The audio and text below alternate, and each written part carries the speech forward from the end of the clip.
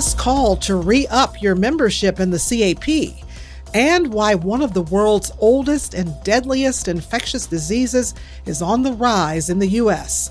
Those stories and more next. This is Path News Network Daily Edition from the College of American Pathologists.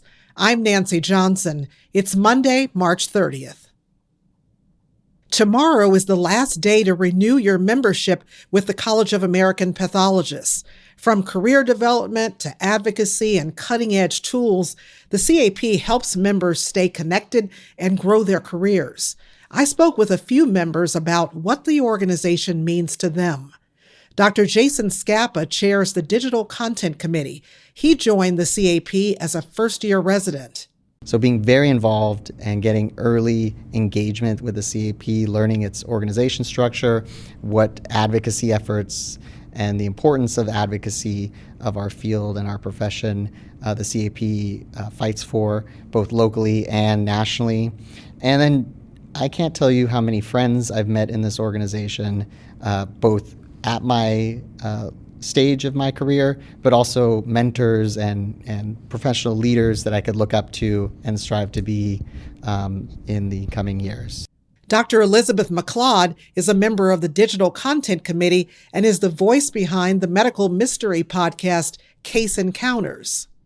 I think the most valuable thing that I've found out of my CAP membership is networking with other individuals. I became involved in the CAP as a resident, as a member of the resident forum. That was really influential in how I view the importance of meeting people that have more experience than me, networking with those people, and honestly just making some friends that also do the same work that I do and understand. It's been really lovely. Even in the later stages of his career, Dr. Peter Haride continues to learn from his CAP peers and the diverse ways they practice pathology. There's one way of practicing, which is in an office with a microscope and a telephone. There's another way, which is digital. There's another way, which is innovative, bringing new technologies on board. There's another way that's molecular. There's another way that's academic practice. There's another way that is locum tenens practice. And discussing how each of those individuals came to those areas and what skills they can bring, whether it's budgetary, whether it's logistics, whether it's financial, whether it's academic, whether it's traditional pathology knowledge base. It's a mixture of all those things together on the practice management committee. And I learn much more from the other members than I do from what I feel like I can bring to them.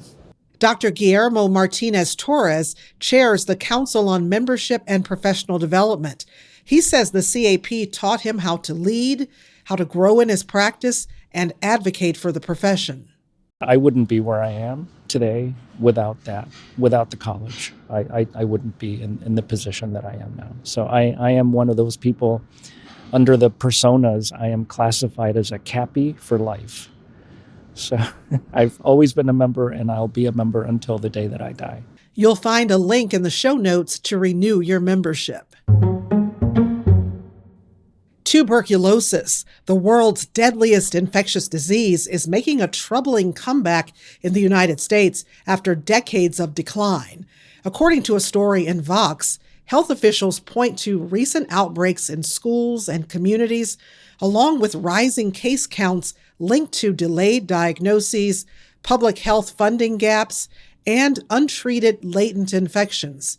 About 13 million people in the U.S. carry latent tuberculosis, which can become active and contagious if left untreated. Experts warn that without sustained investment in testing, treatment, and prevention, the airborne disease could continue spreading in places least expected.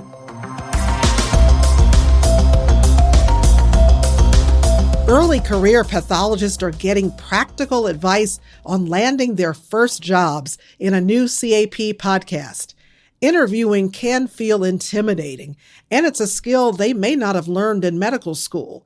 But experts say it's also a chance to evaluate whether a role truly fits your career goals. Dr. Neha Varshni speaks with Dr. Kareem Surgi and Dr. Jeremy Deidelberg, who share real-world interview tips and lessons from their own experiences. Let me start with what you should never ask in an interview. What is something you would never ask? Compensation is something to be avoided until later in the process, probably not even that day unless it's offered to you. Really the goal for an interview day is to get a sense of whether you would be a good fit for that particular practice. The episode is a collaboration between the CAP's New in Practice and Practice Management Committees, and part one of a two-part series on job search strategies. You can listen to the podcast on CAP On Demand. And finally, the CAP Foundation launches The Threads That Hold Us, a storytelling initiative highlighting the people behind its impact, from members and donors to staff and patients. The campaign builds on last year's theme of connection, showing how every contribution forms a chain that supports the foundation's mission. This week, the focus is on Rania, an operations manager for the foundation who helps keep those connections strong and moving forward. Through these stories, the foundation aims to spotlight the many voices and roles that together make its work and its impact possible. That's all for the Daily Edition. Be sure to check the show notes for more information on today's stories. We're back tomorrow at 5 a.m. Eastern for another episode of the Daily Edition. I'm Nancy Johnson. Have a great day.